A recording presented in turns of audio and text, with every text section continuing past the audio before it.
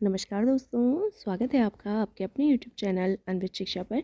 आज हम तीनों यानी मैं आप और अनवित शिक्षा मिलकर जानेंगे बाबा नागार्जुन जी और उनकी बहुत ही खूबसूरत कविता बादल को घिरते देखा है के बारे में। तो पहले बहुत ही छोटी सी दो लाइनें बाबा के बारे में मैं आपको बता देती हूँ, जो सिर्फ लाइनें नहीं हैं बल्कि एक इम्पॉर्टेंट क्वेश्चन भी है आपके एग्ज़ाम के हिसाब से। बाबा नागार्जुन जी जो है उनका असली नाम वैद्यनाथ मिश्र था और बाबा नागार्जुन नागार्जुन नाम से उन्होंने हिंदी भाषा में कविताएं लिखी। उनका जो मूल नाम था, जो असली नाम था, वो वैद्यनाथ मिश्र था। हिंदी भाषा में कविताएं उन्होंने नागार्जुन नाम से लिखी और इसके अलावा उन्होंने मैथिली भाषा की कविताएं भी लिखी, जो उन्होंने यात्री नाम से लिखी हैं। ये आप ज़रूर याद रखें, ये अक्सर आपसे पूछा जाता है कि नागार्जुन जी का मूल नाम क्या था, या मैथिली भाषा में नागार्जुन जी ने किस नाम से कविताएं लिखी, किस उपनाम से कविताएं लिखी। तो ये था उनका यात्री। अब आगे चलेंगे अपनी कविता पर। ये है बादल को घिरते देखा है, जो आपकी टर्म 2 की कविता है। अमल धवल गिरी की शिखरों पर बादल को घिरते देखा है, छोटे छोटे मोती जैसे उसकी शीतल तुहिल कणों को मानसरोवर के उन स्वर्णिम कमलों पर गिरते देखा है, बादल को घिरते देखा है। दोस्तों, मैं आपको ऐसे बिल्कुल भी किताब की तरह इसकी व्याख्या नहीं सुनाने वाली हूँ। मैं आपको कोशिश करूँगी कि वर्ड बाय वर्ड अपनी भाषा में समझा सकूँ। अमल होता है बिल्कुल साफ़ और निर्मल, और धवल होता है सफ़ेद। यहाँ पर कवि जो है वो हिमालय की उन चोटियों के बारे में वर्णन करते हैं जो बर्फ़ से ढकी हुई हैं, राइट। वो उसे बताते हैं। इस पैराग्राफ में, इस पद में उन्होंने हिमालय की चोटियों का वर्णन किया है। अमल धवल गिरी की शिखरों पर, यानी कि जो निर्मल, जो सफ़ेद गिरी यानी पर्वत की जो चोटियां हैं, जो शिखर हैं, उन पर मैंने बादल को आते हुए घिरते हुए देखा है, छोटे छोटे मोती जैसे उसकी शीतल तुहिन कणों को। तुहिन कण यहाँ पर कहा है ओस की बूंदें, यानी कि हिमालय की जो चोटी है उस पर जो छोटी छोटी ओस की बूंदें हैं वो मोती जैसे लग रही हैं। मान सरोवर के उन स्वर्णिम कमलों पर गिरते देखा है। बाबा नागार्जुन जी कहते हैं कि मानसरोवर में जो कमल खिले हुए हैं उन पर जो ओस की बूंदें गिरी हुई हैं, उनको मैंने कमलों पर गिरते हुए देखा है, उन ओस की बूंदों को, और वो कैसी लग रही हैं, छोटे छोटे मोती जैसी। बादल को घिरते देखा है, मैंने बादल को घिरते हुए देखा है। आगे चलेंगे। तुंग हिमालय के कंधों पर छोटी बड़ी कई झीलें हैं, उनके श्यामल नील सलिल में समतल देशों से आ आकर पावस की उमस से आकुल तिक्त मधुर विस्तंत खोजते हंसों को तैरते देखा है, बादल को घिरते देखा है। तुंग कहते हैं बड़ा, बहुत बड़ा। तुंग हिमालय के कंधों पर, यानी कि जो विशाल हिमालय है उसके कंधों पर, यानी कि उसके आसपास जो है वो छोटी बड़ी कई झीलें हैं। बहुत सारी नदियाँ हमारी हिमालय से निकलती हैं, हम सभी जानते हैं। तो उन्हीं का जिक्र यहाँ पर कवि करते हैं कि जो विशाल हिमालय है उससे बहुत सारी नदियाँ, झीलें निकलती हैं।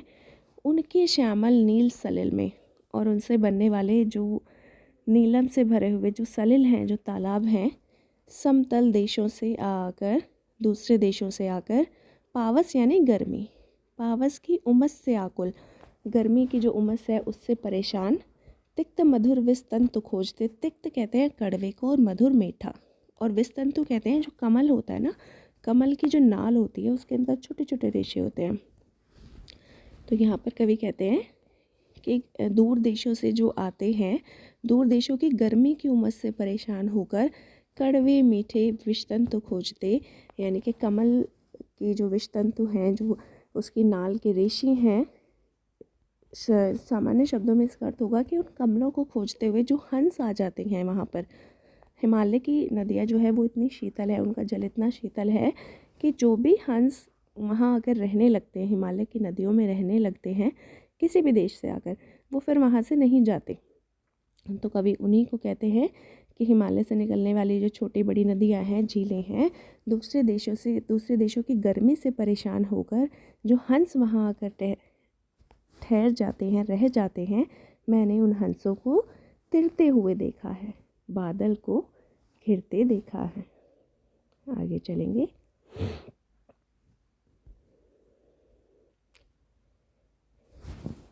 ऋतु वसंत का सुप्रभात था, मंद मंद था अनिल बह रहा, बालारुण की मृदु किरणें थी, अगल बगल स्वर्णिम शिखर था, एक दूसरे से भी रहित होकर अलग अलग रहकर ही जिनको सारी रात बितानी होती, निशाकाल से चिर अभिषिप्त बेबस उस चकवा चकवी का बंद हुआ क्रंदन, फिर उनमें उस महान सरोवर के तीरे शैवालों की हरी दरी पर प्रणय कलह छिड़ते देखा है, बादल को घिरते देखा है। यहाँ पे जो कवि हैं उन्होंने चकवा और चकई का वर्णन यहाँ पे किया है। चकवा और चकई जो होते हैं बच्चों, उन्हें ये अभिशाप मिला हुआ है, ये दोनों पक्षी जो हैं इन्हें ये अभिशाप मिला हुआ है कि ये कभी भी रात को साथ नहीं बिता पाते, ये रात को एक साथ नहीं रह पाते, इन्हें ये शाप मिला हुआ है। तो उसी का वर्णन कवि यहाँ पे करते हैं कि ऋतु वसंत का सुप्रभात था, कि वसंत की ऋतु थी और उसकी सुबह थी, मंद मंद था अनिल बह रहा, अनिल यानी हवा, मंद मंद जो है वो बहुत ही खूबसूरत मीठी हवा बह रही थी, बालारुण की मृदु किरणें थी, ठीक है, बहुत ही मीठी मीठी सी किरणें आ रही थी, अगल बगल स्वर्णिम शिखर पर, और आसपास का जो शिखर जो कि स्वर्णिम लग रहा था, सोने जैसा लग रहा था, एक दूसरे से विरहित यानी अलग होकर, अलग अलग रहकर ही जिनको सारी रात बितानी होती। उस चकवा और चकई के बारे में कह रहे हैं कि जिनको अलग अलग रहकर ही रात बितानी होती है, निशा काल से चिर अभिशापित, जिनको रात्रि के समय का ये अभिशाप मिला हुआ है, जो अलग अलग रहकर ही रात बिताते हैं, बेबस उस चकवा चकई का बंद हुआ क्रंदन, वो जो बेबस चकवा और चकई थे उनका क्रंदन यानी रोना जो है वो बंद हो गया है। फिर उनमें उस महान सरोवर के तीरे, तीरे यानी किनारे, फिर मैंने उनको उस सरोवर के उस तालाब के किनारे पर शैवालों की हरी दरी पर, शैवाल कहते हैं घास को, जो काई लगने से हरी हरी घास सी बन जाती है उसे शैवाल कहते हैं, शैवालों की हरी दरी पर प्रणय कलह छिड़ते देखा है। प्रणय कलह यानी प्यार भरी छेड़छाड़। तो लेखक कहते हैं कि मैंने देखा है उस बेबस चकवा और चकई को जो सारी रात नहीं मिल पाते अपने शाप के कारण, लेकिन सुबह मैंने उन्हें तालाब के किनारे शैवालों की हरी हरी घास पर एक दूसरे से मिलते हुए देखा है, बादल को घिरते देखा है। आप चाहें तो व्याख्या साथ साथ मैंने यहाँ भी दी हुई है, आप इसमें भी देख सकते हैं अगर आप व्याख्या ही देखना चाहें।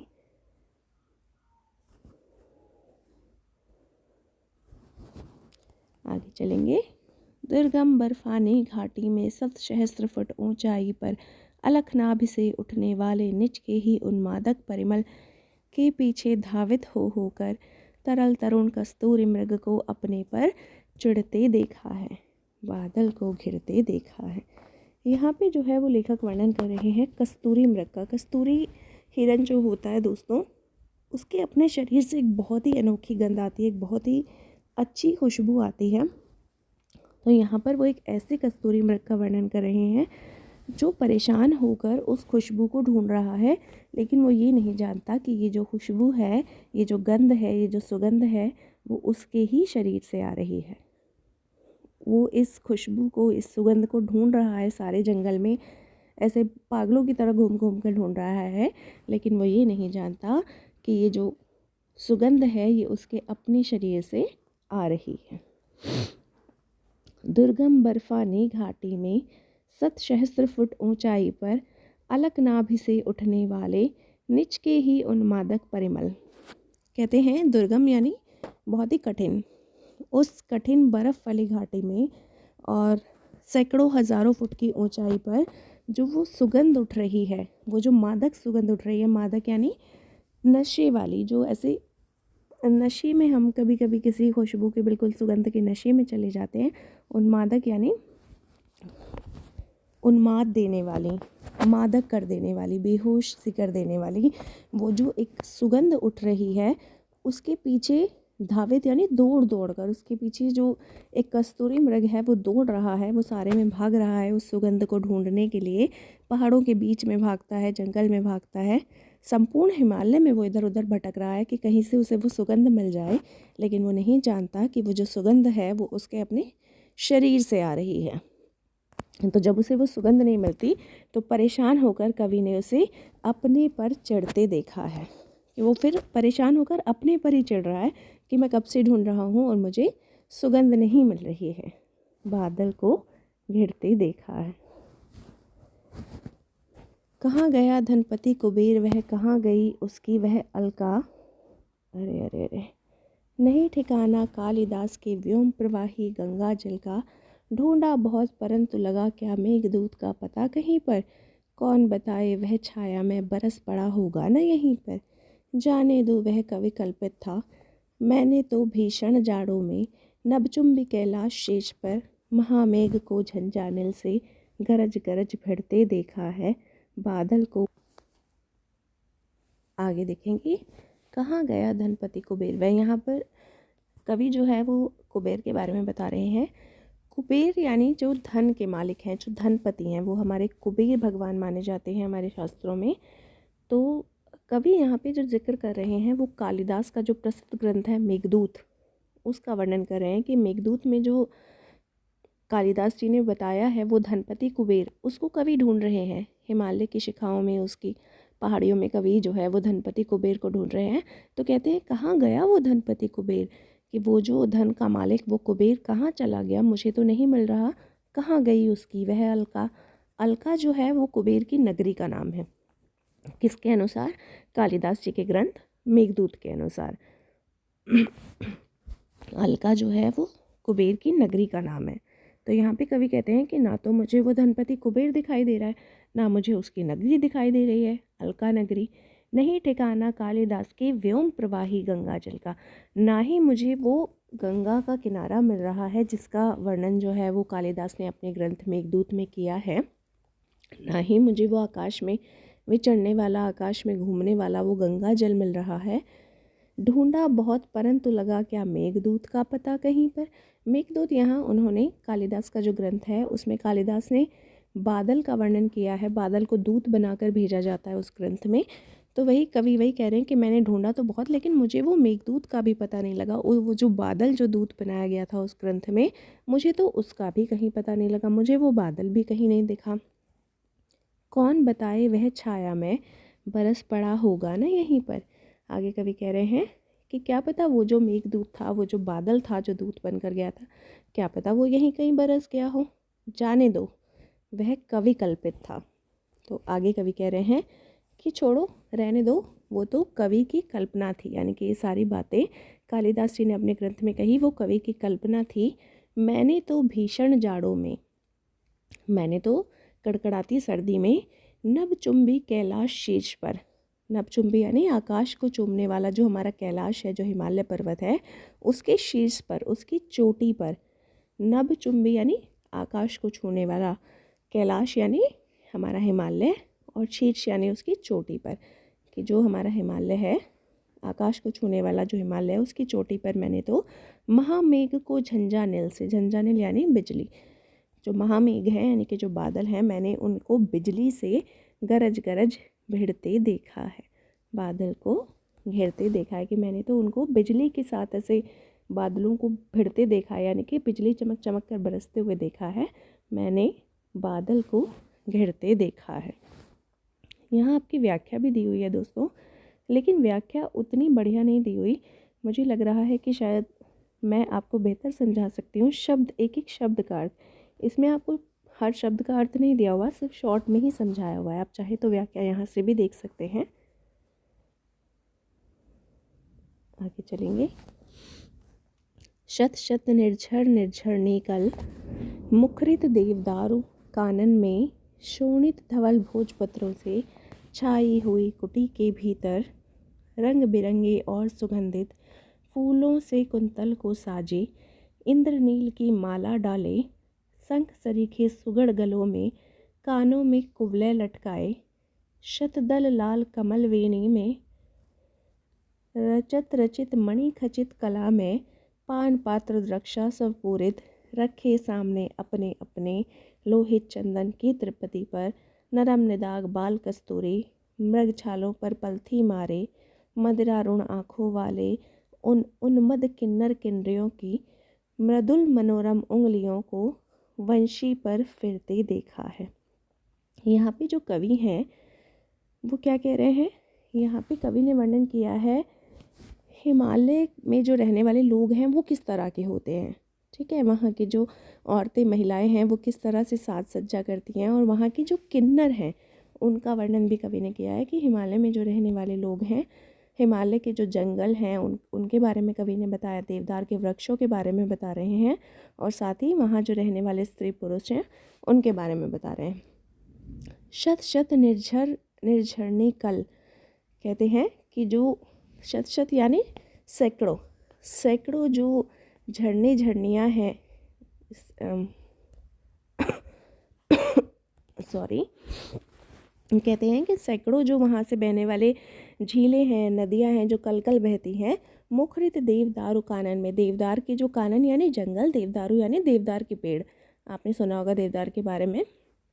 मुखरित देवदारू कानन में शोणित धवल भोजपत्रों से छाई हुई कुटी के भीतर, वहाँ रहने वाले लोगों के बारे में बताते हैं कि वहाँ बहने वाली जो कल कल नदियाँ हैं, कल कल झरने जो बहते हैं, वहाँ पर जो देवदार का जो जंगल है, उन जंगलों के भीतर धवल यानी सफ़ेद स्वच्छ निर्मल भोजपत्रों से बनी हुई कुटी, कुटी एक तरह से घर, कुटी पहले बनाई जाती थी, कुटिया जिसे कहते हैं आप लोग, उस कुटी के भीतर रंग बिरंगे और सुगंधित फूलों से कुंतल को साजे, कि उन कुटी के भीतर किस तरह के लोग रहते हैं, जो बहुत ही रंग बिरंगे सुगंधित फूलों से सजे हुए गजरों को पहनते हैं। उस तरह की जो औरतें हैं, वो वहाँ जो रहने वाली औरतें हैं वो क्या करती हैं, किस तरह से रहती हैं, वो सुगंध वाले फूलों का, रंग बिरंगे फूलों का गजरा लगाती हैं, इंद्रनील की माला डाले, इंद्रनील कहते हैं नीलम पत्थर को, ये भी बहुत ही कीमती पत्थर होता है, कि इसकी माला उन्होंने पहन रखी है शंख सरीखे सुगढ़ गलों में, जो शंख के समान जो उनके सुंदर गले हैं उनमें उन्होंने इंद्रनील यानी नीलम पत्थर की माला पहन रखी है। कानों में कुबले लटकाए, कानों में उन्होंने जो है वो फूल लटका रखे हैं, शतदल लाल कमल वेणी में, और जो कमल है, कमलों के जो कुबले हैं वो उन्होंने अपने कानों में लटका रखे हैं। रजत रचित, रजत कहते हैं चांदी को, यानी चांदी से बने हुए, मणि खचित यानी मणि से भरे हुए कला में, पान पात्र द्राक्षाशव पूरित, पान पात्र कहते हैं सुराही जिसमें मदिरा भरी जाती है, और द्राक्षाशव कहते हैं अंगूर से बनी हुई जो मदिरा होती है उसको। यहाँ पर कवि कह रहे हैं कि मदिरा के भी जो पात्र हैं वो भी रजत रचित यानी चांदी से बने हुए और मणियाँ लगे हुए हैं, पूरित यानी भरे हुए, जो सुराहियाँ हैं इस तरह की वो भी जो मदिरा है उससे भरे हुए हैं, जो द्राक्षाशव है उससे भरे हुए हैं। रख के सामने अपने अपने लोहित चंदन की त्रिपति पर, लोहित कहते हैं लाल रंग की, लाल रंग की चंदन की जो त्रिपदी है उस पे सबने अपने सामने, अपने अपने सामने जो है वो अपने मदिरा के जो पात्र हैं वो रख रखे हैं। नरम निदाग बाल कस्तूरी मृग छालों पर पालथी मारे, और मृग छाल जो है, मृग छाल होती है हिरन की जो खाल होती है, उसे बैठने के लिए अक्सर पहले लोग प्रयोग किया करते थे, तो हिरन की जो खाल है, जो मृग छाल है, उन पर वो लोग आलती पालती मारे हैं, और उनके सामने जो है वो उनके सुराहियाँ रखी हुई हैं जो मदिरा से भरी हुई हैं, उनको लेकर वो बैठे हुए हैं। मदिरारुण आँखों वाले, मदिरारुण यानी मदिरा पीकर जिनकी आँखें नशीली हो गई हैं, उन आँखों वाले उन्मद किन्नर किन्नरियों की मृदुल मनोरम उंगलियों को वंशी पर फिरते देखा है, कि वहाँ की हिमालय में रहने वाले जो किन्नर किन्नरियाँ हैं, जो मदिरा पीकर जिनकी आँखें जो है वो नशीली हो चुकी हैं, मदिरामय हो चुकी हैं, मैंने उनकी कोमल उंगलियों को वंशी पर फिरते हुए देखा है, यानी बंसी बजाते हुए देखा है, बादल को घेरते देखा है। इस पूरे पैराग्राफ में कवि ने जो वर्णन किया है वो हिमालय में रहने वाले लोगों का वर्णन किया है, कि किस तरह से वहाँ लोग रहते हैं, साज सज्जा से, फूलों की माला पहनते हैं, गजरे लगाते हैं, मदिरा पान करते हैं। ये है आपकी इसकी व्याख्या, आप चाहें तो इसे यहाँ से भी देख सकते हैं। राइट, आगे चलेंगे।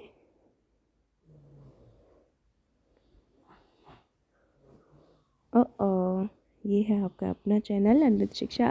दोस्तों, अगर आपको वीडियो पसंद आया तो लाइक करें, शेयर करें, और चैनल को सब्सक्राइब करना बिल्कुल ना भूलें, ताकि इसी तरह की दूसरी अपडेट्स, इसी तरह के दूसरे सब्जेक्ट का स्टडी मटेरियल ना सिर्फ हिंदी का बल्कि आपके सभी सब्जेक्ट के लिए important model test papers, question papers, उनके आंसर कीज़, CBSE से आने वाली अपडेट आपको सबसे पहले मिल सकें। तो अभी लाइक करें, शेयर करें और सब्सक्राइब तो ज़रूर करें। Thank you.